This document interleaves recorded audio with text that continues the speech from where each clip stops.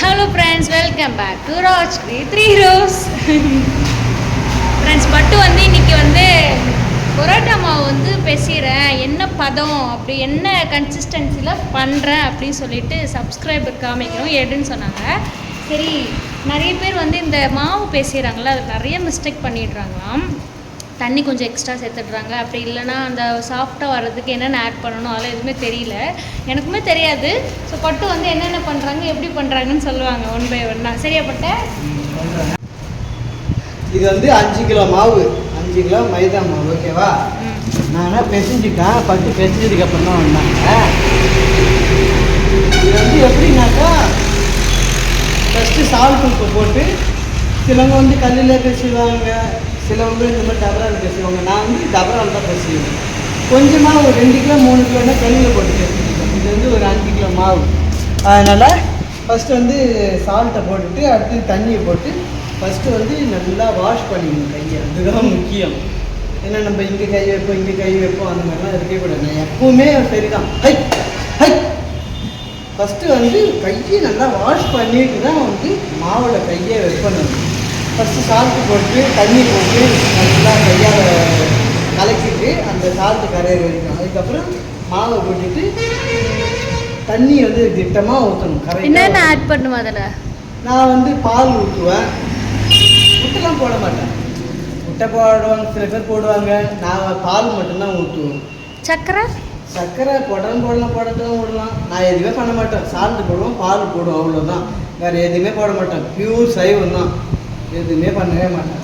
தேவையான தண்ணி ஊற்றிக்கிட்டு ரொம்ப லூஸாக பிசைஞ்சிட்டா வச்சுக்கோங்களேன், விசிறவும் வராது.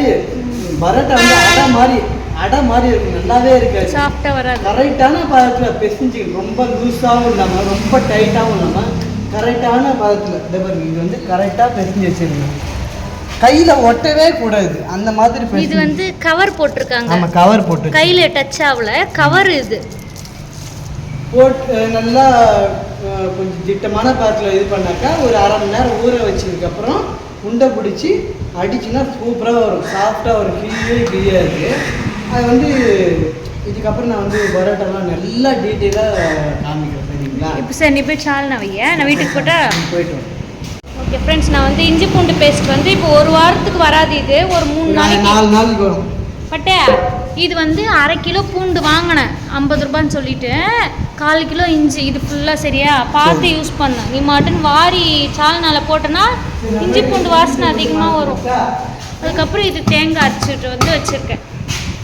ஃப்ரெண்ட்ஸ், இன்றைக்கி நம்ம வீட்டை வந்து அரைக்கீரை வந்து வெந்துட்டுருக்கு. பக்கத்தில் வந்து சாப்பாடு வெந்துட்டுருக்கு. ஃபுட்டுக்கு வந்து ஊறுகாய் மிளகாய் பொரிச்சு எடுக்கணும் இதை எண்ணெயில். அதுக்கப்புறம் வத்தல் இருக்குது, ஊறுகாய் மிளகாய், அப்பளம், வத்தல் இல்லை இது அப்பளம். இதை பொரிச்சு எடுக்கணும். சாப்பாட்டு வேலை வந்து நடந்துகிட்ருக்கு.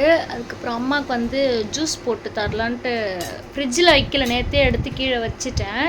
2 பழம் ஜூஸ் போட்டு தர போகிறேன். சாப்பாடு வந்து வெந்துகிட்டே இருக்குது. கீரை வந்து அப்பா கடைவாங்க. கீரை வெந்து முடிஞ்சதும் அப்பா தான் கடைவாங்க. அதுக்கப்புறம் அப்பளமும் ஊறுகாய் மிளகாவும் பொரிச்சு எடுத்துகிட்டு லஞ்ச் சாப்பிட வேண்டியதான். அப்பா கீரை கடையிறாங்க, அரைக்கீரை. கீரைகளின் ராஜா அரைக்கீரையாப்பா.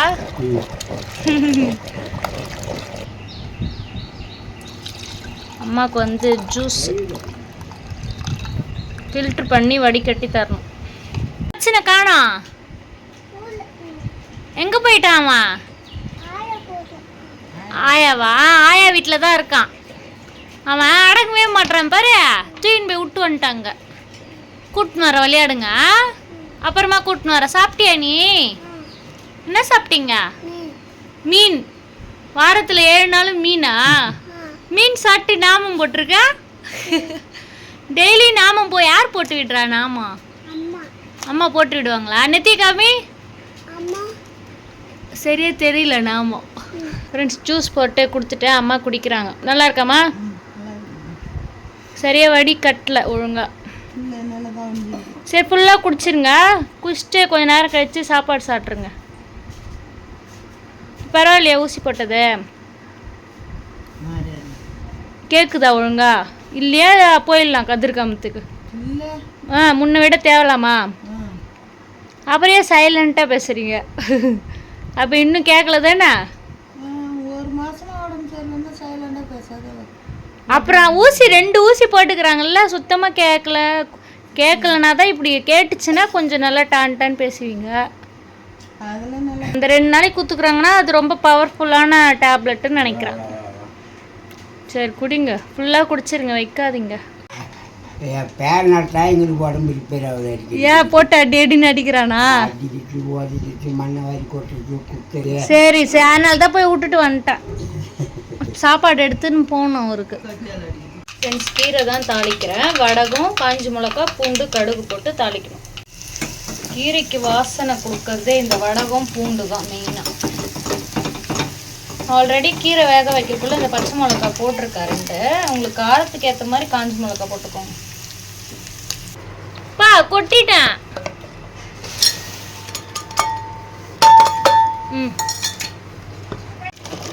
கீரை கடைஞ்சாச்சு.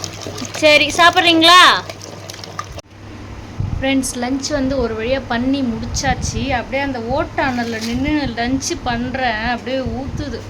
இங்கே பாருங்கள், அப்பளம், ஊறுக்காய், மிளகாய், தொட்டுக்காய். எங்கள் வீட்டில் எல்லாருக்குமே இந்த ஊறுக்காய் மிளகானா ரொம்ப பிடிக்கும். அதுவும் இந்த வெயில் சீசனில் தான் இந்த ஊறுக்காய் மிளகாலாம் போட்டு வச்சுக்க முடியும். ஒரு வருஷத்துக்கு அது மாதிரி ஸ்டோர் பண்ணி வச்சுக்க முடியும். இப்போ வந்து ஊறுகாய் மிளகா போடணும்னு பிளான் பண்ணேன், ஆனால் அது முடியல.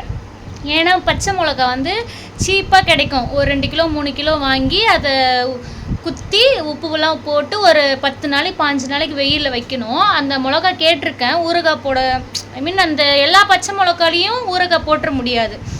அது ஒரு மாதிரி குண்டு குண்டாக இருக்கும், நல்லா காரமாக. அது மாதிரி மிளகால தான் ஊறுகாய் போட முடியும். நம்ம கடையிலலாம் விற்க மாட்டுது அது மாதிரி மிளகா.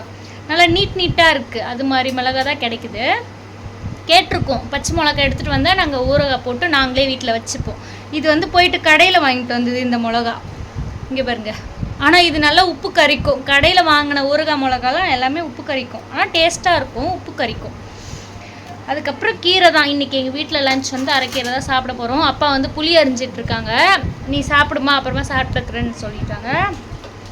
அதுக்கப்புறம் கீரை வந்து இந்த வெயில் சீசனுக்கு எல்லோரும் என்ன பண்ணுங்கன்னா கீரை நிறைய எடுத்துக்கோங்க.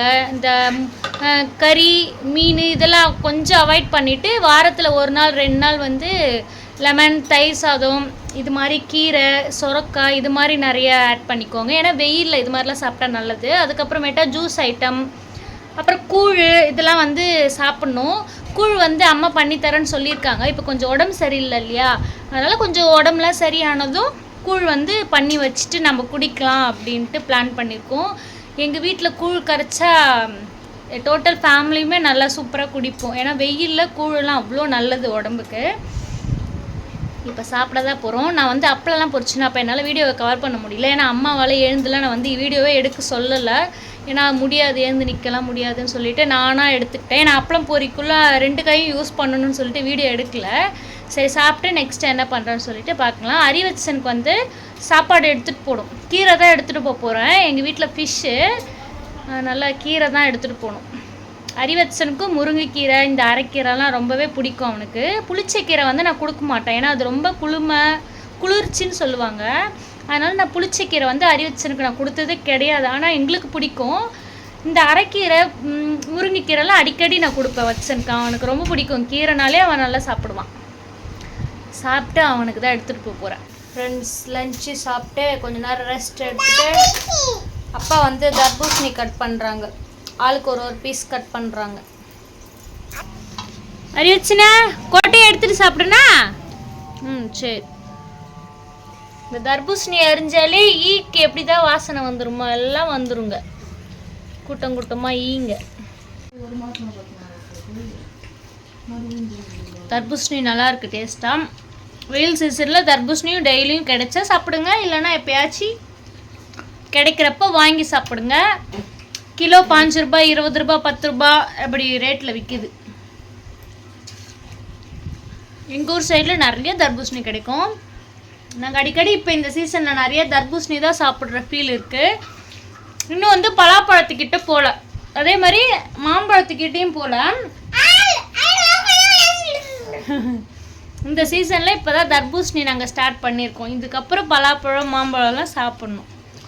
ஸோ இனி vlog பிடிச்சிருந்தா மறக்காமல் லைக் அண்ட் ஷேர் பண்ணிவிட்டு சப்ஸ்கிரைப் பண்ணிக்கோங்க. Bye bye bye. வச்சன் பாய் சொல்ல.